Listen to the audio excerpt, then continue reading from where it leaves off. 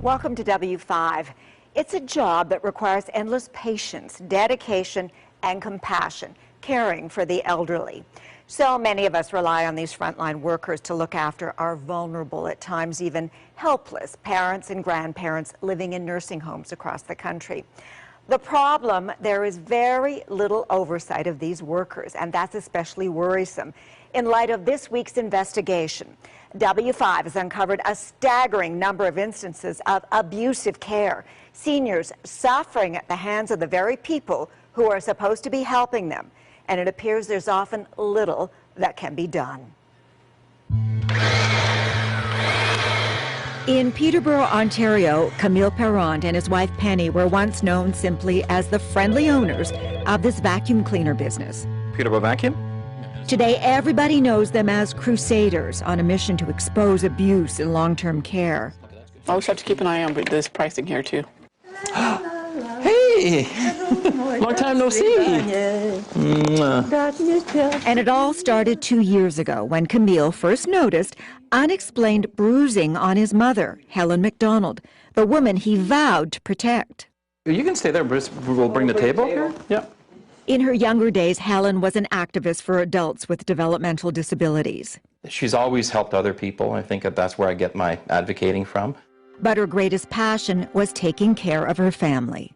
And we're always going to be here for you, Mother. We're going to support you and love you and protect you. Thank you. Forever and ever. Because you took care of me as a kid. Okay. And God knows I was not a perfect kid. You were perfect kid. I was? Yeah, you was. Okay, thanks. I'll take that. Helen was diagnosed with dementia. She's been living at this nursing home, St. Joseph's at Fleming, for the past 5 years. She was up all night long, and it got to a point where we just couldn't handle it. She got out of the house one time, and she started hitchhiking. So she was a danger to herself. When you put her in there at first, did you feel that this was a safe environment for your mother to be there? The folks seemed nice there. Plus, it was called St. Joseph at Fleming. Being a Christian, I thought that would be the best place to put her in there, safest. The safest, he thought, until Camille found her with a black eye. Because of her illness, Helen couldn't explain how she was injured, and surprisingly, neither could the nursing home. They weren't forthcoming. You asked them questions. They didn't tell you what was going on? To be told, you know, your mother has a black eye, but we don't know where she got that from. It just kind of didn't sit well with me. This is my mom. And his mom deserved answers. For that, Camille turned to technology, setting up a hidden camera. At first, the motion-activated video caught confused residents walking in, rifling through her belongings, but they didn't harm Helen. It's how the staff acted when they thought no one was watching that was really disturbing to Camille. Watch now how this worker uses Helen's sheet as a tissue. And then these PSWs use her room as their own secret love den. Inappropriate, even disgusting behavior, but nothing like what was captured on the night of May the 7th, 2013, when this PSW struggles with Helen, trying to force her out of bed and pulling down on her neck. In another video, the PSW wants to change her, but Helen resists. Instead of just trying again later, the worker handles her forcefully and pins down her wrist. Helen appears to be screaming in pain.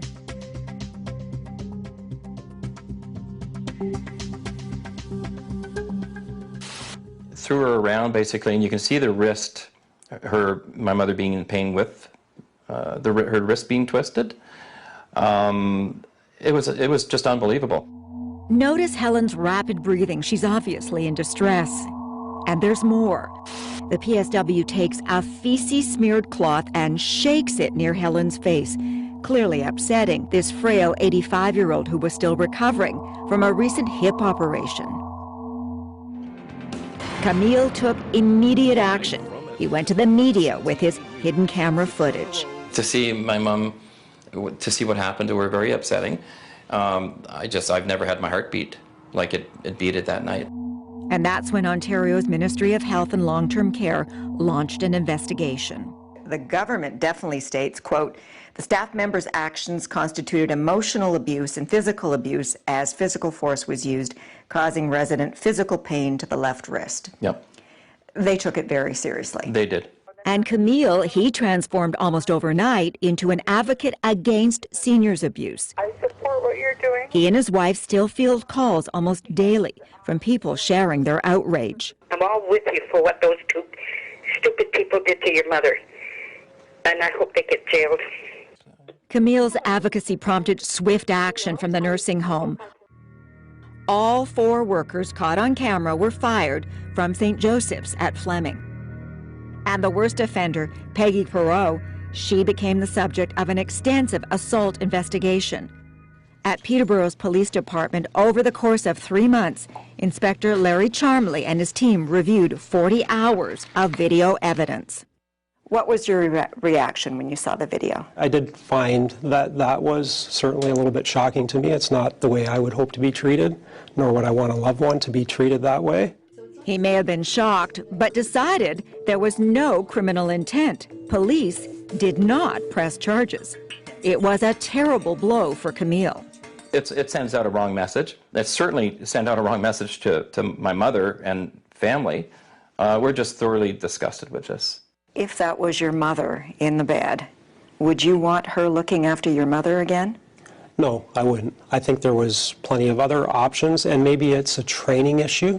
People will look at this video and they will say, that's abuse. I wouldn't want my mother to be treated that way. What do you say to them? I agree with them wholeheartedly. But not enough for you to lay charges. That's right.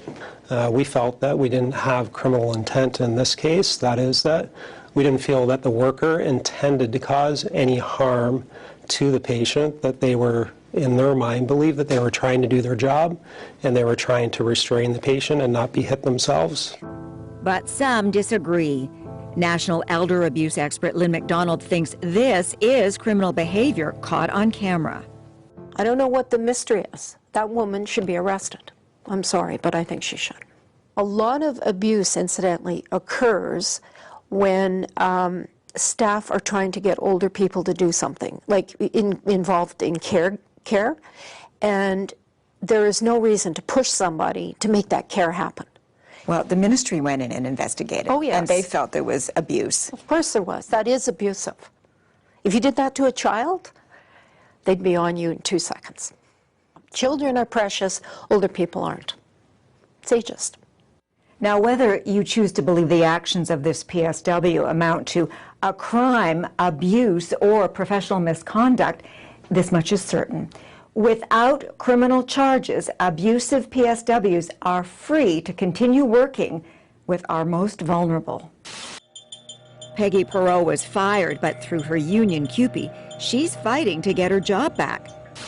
Here she is, caught by our CTV news cameras back in October 2014, arriving at her arbitration hearing. And the other 3 workers, the one who wiped his nose on Helen's sheets, and the lovers, well, the union went to bat for them and won their cases. They're back, working at St. Joseph's at Fleming. I'm not impressed, and I demand change now. Do I hear you? We demand change now. Ironically, the same union, CUPE, protested side by side with Camille at this 2013 Toronto rally against seniors abuse. No more excuses, no more task forces. We want action, and we want it today. So forget about the abuse, forget about these atrocities that's going on in long-term care. It's all about the power of the union and protecting jobs. Have any of the 4 individuals caught on tape contacted you? I haven't heard from any one of them. There's been no public apology. There's been nothing. The only public anything from those folks would be that they want their jobs back. And where do you think they should be? Not in long-term care, not working with our most vulnerable, as far away from our seniors as possible. In an Ontario nursing home, a hidden camera captures physical abuse. She treated my mother like a piece of meat. Video evidence, yet no criminal charges. And this story is not the only one. In Edmonton, Alberta, Susan and Gary Carter are looking at pictures of a happier time. Yeah, this would be one of my favorite pictures of her, I think. This is Susan's mother, Eileen Adamson. What was she like before you put her in the home? What do you remember about her? She was the kind of person that family was everything. Diagnosed with dementia, Eileen moved into this Edmonton nursing home, the Kipnis Center. Everything seemed fine until January 2nd, 2015, when staff told Susan her mom had somehow slipped out of bed. No explanation was given. But because of prior incidents, Susan had installed a hidden camera in her mom's room so she could see for herself what really happened. And was horrified by what I saw on the video. Another resident was dragging Eileen out of bed. Where is he going? She couldn't watch the rest alone. Gary and Susan's friend Elizabeth relived this moment with her when Eileen is pulled right to the floor. Oh, okay, right. There we go, down. Boom, down we go. Yeah. It's relentless. Susan is still angry about what the home first described as a fall out of bed. Stand up. But it's these other scenes that really disturbed her. Listen to how these workers berate her frail, disabled mother. Stand up. Yeah, you can. But how can she? Because of previous injuries, 89-year-old Eileen has been immobile for months. Hey, you scared us. You okay? Done. These people are already done, my dear. She's in disgust looking at Mom. She's in the wrong line of work, yeah. Then listen to how this carriage speaks to Eileen after waking her at 3 in the morning. Crap, say, turn over, please. Oh, for shit's sakes. And then she yanks Eileen's left wrist right across her body. Don't be so lazy, hang on. A real attitude problem. Like, treat these people with respect. You know, she's doing what she can, which is very little, unfortunately, but that's her condition. The day after this incident, Susan noticed her mother's left hand was swollen. Her right is skinny and the skin is loose, but very swollen. So what were the repercussions? The two workers shown in the video are no longer working at the care home, while the Alberta government and the nursing home investigate. But Susan and Gary still worry about where they may end up. You can hear the tone of that worker yelling gruffly at my mom. Are you concerned at all that these people have walked away and will get hired at some other nursing home and repeat this behavior? That I am concerned about that, yes. Being terminated from Capital Care is very good, but there are other agencies out there, other private nursing homes. I would like to see them not enter a care facility ever again. But it turns out abusive care aides can get rehired again and again, anywhere across the country. Using Freedom of Information, W5 asked for staff abuse incidents from every province and health authority. Our focus is on unregulated workers called PSWs, or healthcare aides. From across the country, we receive documentation detailing abuse, everything from hitting, mocking, swearing, to dropping residents. But among all those reports, something very troubling emerges. Even if a worker is fired for abusive behavior, there is no system in place for tracking where they end up. We share our information with National Elder Abuse expert Lynn McDonald. If we look at this one, 2 PSWs, inappropriate relationship with the resident in return for financial compensation. 1 PSW disciplined, 2 staff physically, verbally abuse. Staff member requests cash advances, terminated. And went to the next nursing home. Yeah. We don't know where. How do you know where they are? We don't. And they'll be doing that again. No way to track them? No. The PSWs, or the people at that level, can make as many mistakes as they want, and there's no reporting of them, and there is really no accountability. Other than you fire them and they go and work at another organization. And sometimes they're barely disciplined, let alone fired for their abuses. Like in this jarring video sent exclusively to W5 from a family in London, Ontario. Watch as this PSW sprays water at this 99-year-old resident. Spraying water in his face. That's abusive. And then he sticks his tongue out at her. And it gets worse. Forcing her to get out of bed, he dumps her in this armchair. Now look closely. He's hiding behind the door, just watching her as she struggles to get up. Oh, it hurts just watching. I just left her there. Not even sitting up. Oh. She can't get up. She can't help herself up. Okay. She hasn't even moved out of the position because she can't get up. Okay, this is heartbreaking. That's cruel. Look at her. Look at her struggling. She's going to end up falling on the floor. You know how dangerous that is for an older person? Oh, my God. Look at the struggle. That is very poor care. That is abusive to the core.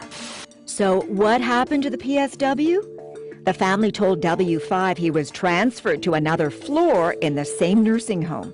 We don't know his name, and we don't know if he has a history of similar behavior, because in this Ontario incident report, all of his actions were documented, but his identity was kept secret. This is a terrible hidden problem that we have to dig right into, and you guys are really digging into it. This is just appalling. Even though they withhold names when it comes to transparency, Ontario is by far the best province. All incidents are even posted online. Almost every other province keeps abuse reports sealed from public view. In the end, after a year-long investigation, W5 discovered nearly 1,500 incidents of staff-to-resident abuse or neglect in just 1 year. That's a number no one has reported before. Now, these are just the ones that are reported. What's your thinking? The number would be much higher? Absolutely. A lot of elder abuse that goes on between staff and residents is actually very much underreported. Underreported and kept secret. Families like Susan and Gary Carter are often left in the dark, but they're lucky. They had a video. Their friends, sisters Connie and Karen Stoll, have parents in the same nursing home, Donald and Bernice. They have been left wondering about unexplained bruises and injuries. Not getting an appropriate response and always being told that they are fine. We show them what we found through Freedom of Information about Alberta care homes, including 2 incidents from the Kipnis Centre, abuse reports that have been released for the first time. Staff did not protect client, resulting in a laceration to the client's hand, 2 black eyes, extensive bruising to client's head that required assessment at hospital. That's one example. So if you had this information at your disposal, what would you do with this? I would have brought it to the meeting with me. It would be a backup. I was being ignored for the last year and a half. They didn't take me serious. So knowing that this is out there, it just makes you so angry. This is how they're treating these people. It's horrendous. And why these things are kept from us, it's just ridiculous. These are just the ones that were reported. So how many out there have not reported? The tip of the iceberg. Mm-hmm. Absolutely. Yeah. Tip of the iceberg?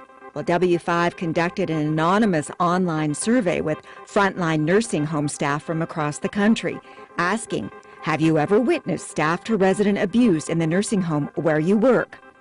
Well, almost 700 responded, and among them, 38% told us they had witnessed colleagues abusing a resident, some revealing shocking details like slapping, force-feeding, verbal abuse, threatening. Now, you'd hope that they would report these abuses, but nearly half of them told us they hadn't told management. Lynn McDonald is not surprised. There is a management issue of secrecy. With that type of environment, there is no encouragement for anybody to report anything or do anything, because they'll just get in trouble, as these people know.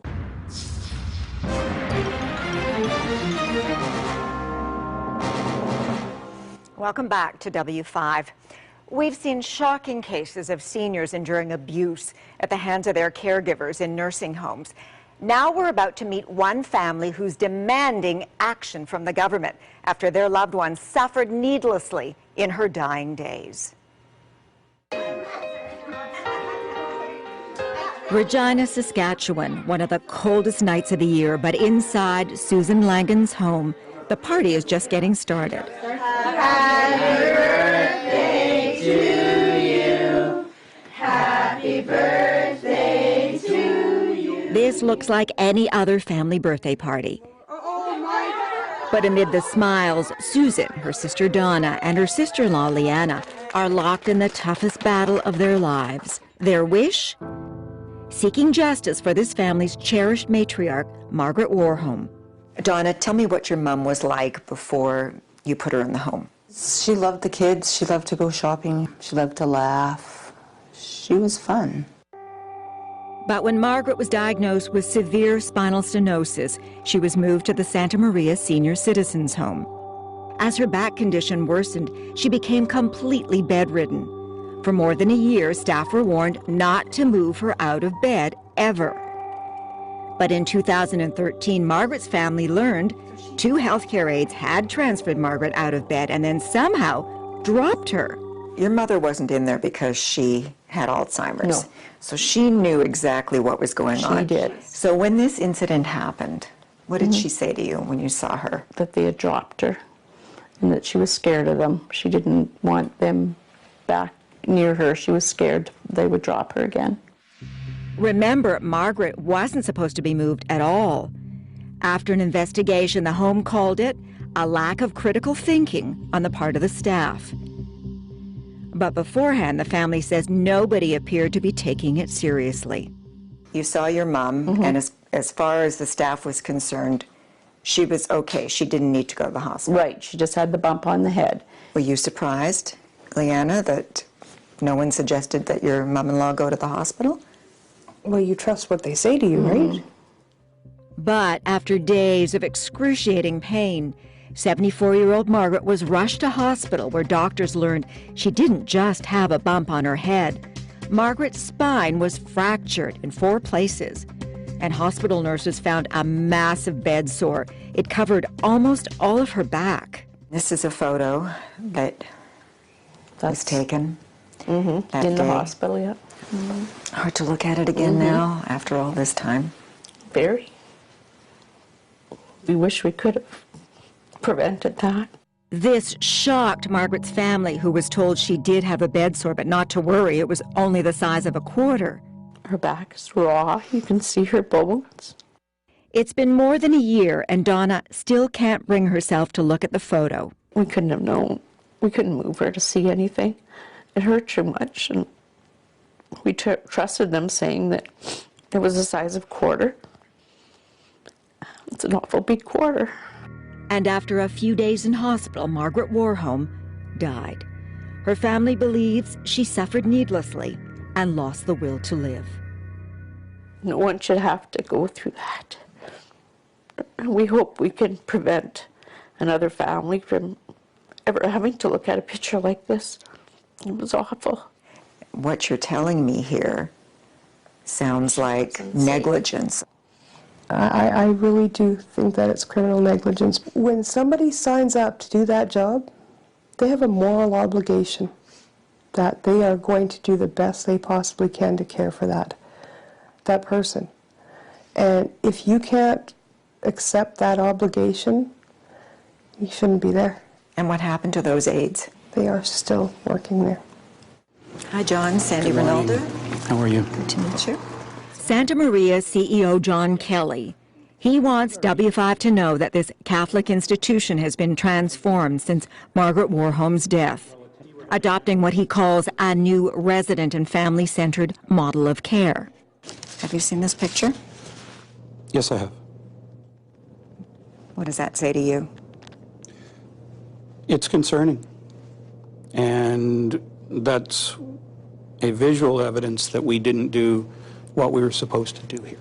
How did it get to the point where a bedridden woman was lifted out of her bed, dropped, sustained spinal injuries, a bed sore that escalated to quite a size, and the family wasn't notified? It wasn't until she went to the hospital that they realized how extensive her injuries were.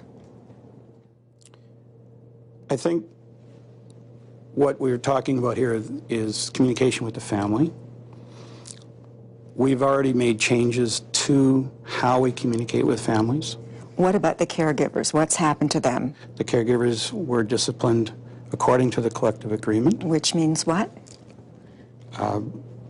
What we could do with regard to the situation. So were they suspended? At this point, no. They're still working here? Absolutely. They've learned from their mistakes. The family doesn't trust the fact that they won't do this again to someone else, that someone else won't be harmed. What do you say to them? For those out there watching, individuals make mistakes. The individuals involved have acknowledged they made those mistakes. And they're remorseful. But there's no guarantee that they won't be responsible for someone else being hurt at some point down the road. In life, I don't think there are guarantees like that. Everyone tries the best they can. Stories like Margaret's keep Miranda Ferrier up at night. She's head of the Ontario Personal Support Workers Association. We have some fantastic PSWs that this is their passion. This is what they love to do. And then we have the ones that are doing it because it's a second career choice or because it's just a job and they need a paycheck. And I mean, I've had PSWs say to me they don't even like the elderly. And I said, well, then you're in the wrong profession. So how do you make sure that the bad ones? Make them accountable. Make them accountable. How? Regulate them. Regulate the personal support workers of Ontario, of Canada. All front lines should be regulated. And why has no government picked up on that? Money. They don't want to spend the money in order to regulate the PSWs.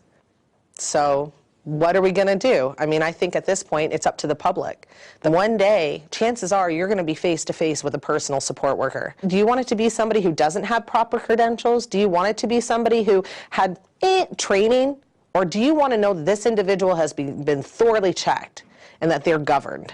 We show Miranda what happened to Margaret Warholm in Regina. This doesn't shock you? No, not at all. It happens more so than people know.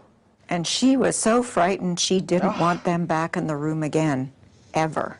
Well, yeah. I mean, I don't blame her at all. I think that when you are that vulnerable and you have people that you are relying upon to give you good care, because as far as you know, they are trained properly, and this is what they do for a living. So they should know what they're doing. What would you say? Back in Saskatchewan, after mourning the loss of their mother, Margaret's family decided they couldn't stay silent. I felt guilty, sick, and I just said to Susan, "Oh no, this is not acceptable. This won't. We're going to make a ruckus." And what a ruckus they made all the way to Saskatchewan's legislature. We trusted that Santa Maria was taking care of our mother. Margaret Warholm's tragic case compelled Health Minister Dustin Duncan to launch an ombudsman investigation into all of long-term care. Dustin Duncan, may I call you Sam? Please. The Health Minister agrees to meet with W5. Every time we look at this shocking photo of the bed sore that the staff at the home said was the size of a quarter, but is clearly significantly larger. What do you say? How do we ensure that those types of situations don't happen to another family? And that's the big question. How do you ensure that it doesn't happen to another family? Yeah, so absolutely. So we're putting a lot of money and resources into new training for our staff. These people are protected by their union. If something happens, they can either hold on to their existing jobs or disappear somewhere else. Have you ever thought about regulating them? It is something that we haven't made a decision on, but it is something that we're considering. Maybe you should seriously consider it. I mean, if you take the example of the two aid workers who looked after Margaret, no repercussions. They're still there, still working. But if there is an individual that probably shouldn't be in this field, we want to be able to ensure that they're not just moving to another care home, that we're not tracking that properly. So we are looking at some measures on how we can address that. And as for addressing exactly what's happening inside Santa Maria, well, that trail went cold for W5. Through Freedom of Information, Regina's Health Authority will only disclose that there have been 9 reported cases of staff-to-resident abuse in just 1 year. But what they won't tell us is what kind of abuse or where it occurred. So, for example, did Santa Maria have more incidents of abuse than other nursing homes? Well, that information is top secret. We show Health Minister Duncan what's available in other provinces, like Ontario and Alberta. I don't know if you've seen this kind of documentation before. Okay. No, I haven't. Again, it outlines the name of the home and the incident involved. In Saskatchewan, as much as we tried, as hard as we tried, nothing whatsoever. Saskatchewan was among the worst provinces in the country when it came to making this kind of information available. Certainly, we would have the ability to look at what other provinces do when it comes to being more transparent and disclosing more information to the public, certainly. Shocking images from inside nursing homes sent to W5. Abuse and neglect from unregulated frontline staff. Oh gosh, that's just appalling. And it's going to be continued and perpetrated by the same people that'll still be there. One of those cases, Camille Perrant's mother, Helen McDonald.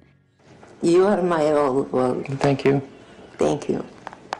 In this Peterborough, Ontario nursing home, Camille's hidden camera caught this employee wiping his nose on his mother's bed sheets, and these two workers making out in Helen's room.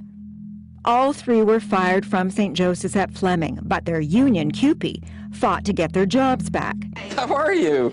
Nice to meet you. Camille formed a support group for families united by their own long-term care nightmares. When I saw the CUPE back up those employees, I was shocked. And a fourth, this PSW, Peggy Perot. After an Ontario government investigation, her actions were found to be emotionally and physically abusive, rough handling and shaking a feces-smeared cloth near Helen's face. You can clearly see my mother's in pain. Despite that, the union is fighting to get her job back too. These families understand exactly how Camille feels. Way back when, unions were created to protect the exploited, but let's face it, they're protecting the exploiters, not the exploited. That's right. Mm-hmm. Peggy Perot has declined W5's request for an on-camera interview, so we head to her union, CUPE. Candace Rennick, Secretary-Treasurer for CUPE Ontario. We spoke to an elder abuse advocate, Lynn McDonald, who saw the videos, and she believes that Peggy's behavior is abusive. Okay, given that, the union chose to represent her and help her fight to be reinstated. Why did the union take on that position? Well, we believe that, like any court of law, some workers are entitled to have all of the facts and evidence placed before a party to have a decision rendered. And in this particular case, the members of the local at St. Joseph's at Fleming opted to give those workers that right. Rennick worked at St. Joseph's, and she knows all the PSWs caught on camera, including Peggy Perot. So to Camille Perrant, who feels that the union is siding more with the PSWs than the families, what do you say to him? Well, I say that I know where he's coming from. I have a father who lives in a long-term care facility. I want nothing but the best care for my father. Would you want her looking after your father?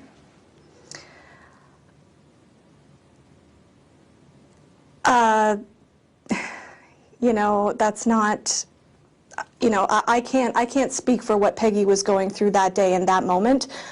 So, you know, under different circumstances, could I be comfortable with Peggy looking after my father? Sure. Different circumstances, meaning what? Meaning the pressures that she might have been under that day and the actions that we saw in the video, I would not want for my father, no. Do you see that as an excuse for abusing a resident? No, there's absolutely no excuse for abusing a resident. So stress should not be an excuse? No, there should be no excuse for abusing a resident. There should be zero tolerance for abuse. And yet in this case, you seem to excuse her and say, well, she may have had a stressful day. No, I don't excuse her. I am not privy to all of the details and all of the circumstances that led up to that situation, and that's why the arbitration process took its course.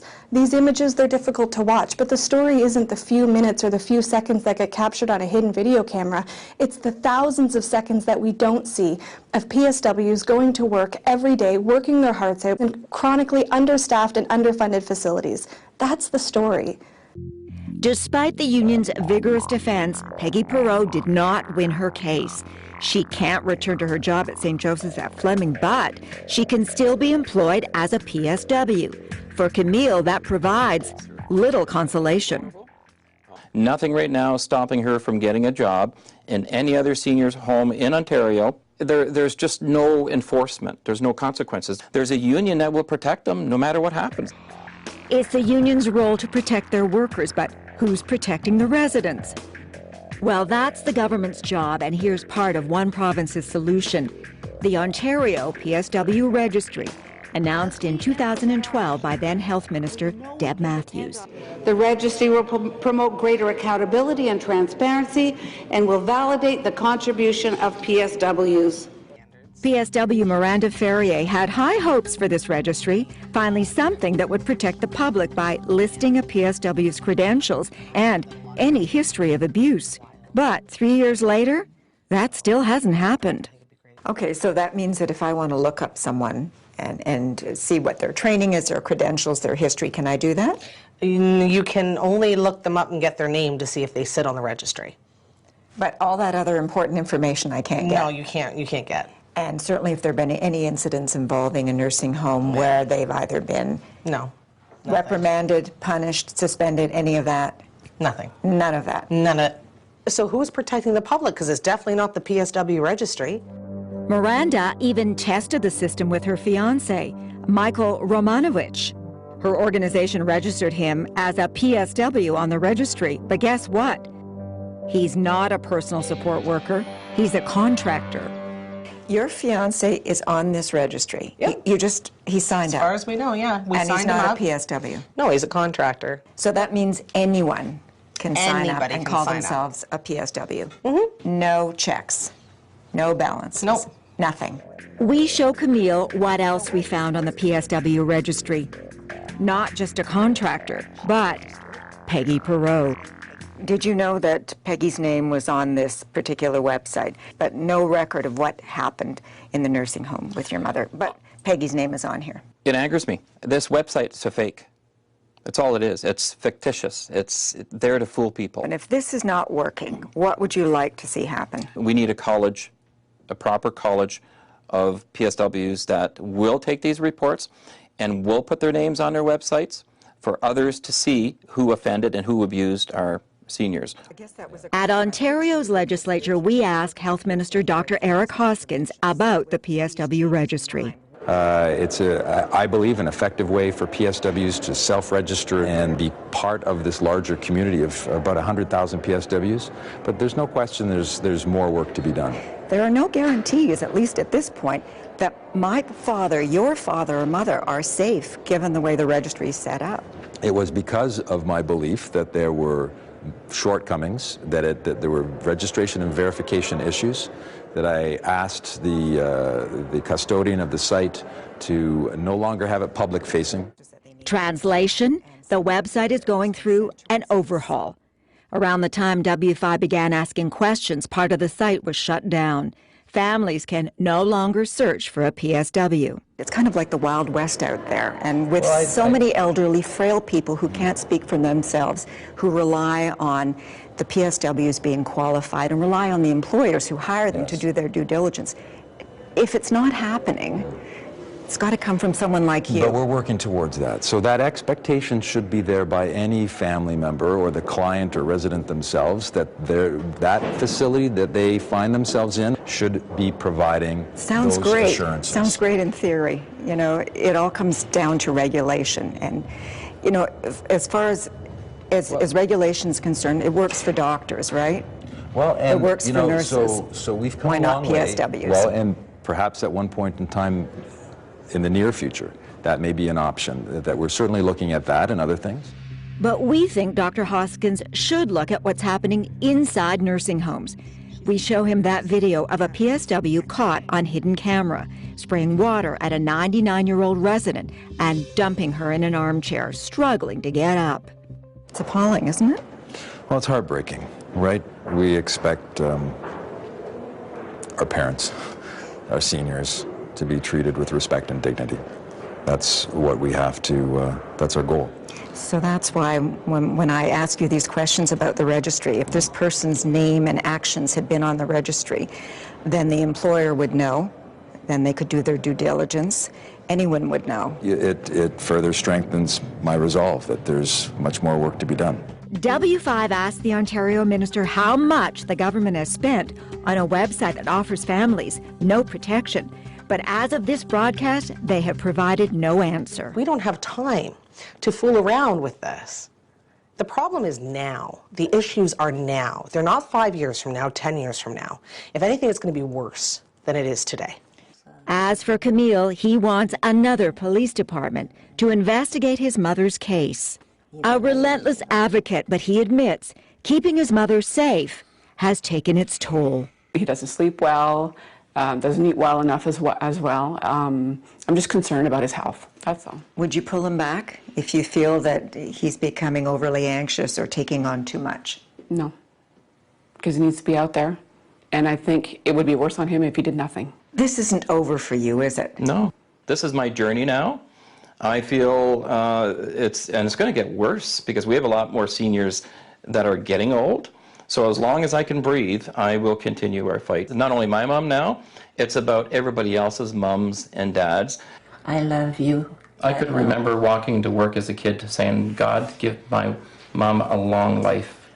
God give my mom a long life. And you're still here with me. Yeah, I will love you so still much. here. You are waiting for me. Thank you very much. You're welcome. Sadly, abuse of the elderly and of residents at long-term care facilities is something that we at W5 have been investigating year after year. We've told many of our stories thanks to the images, videos, and stories that you have shared with us. Remember, you can always reach us at w5@bellmedia.ca. And W5 will be right back.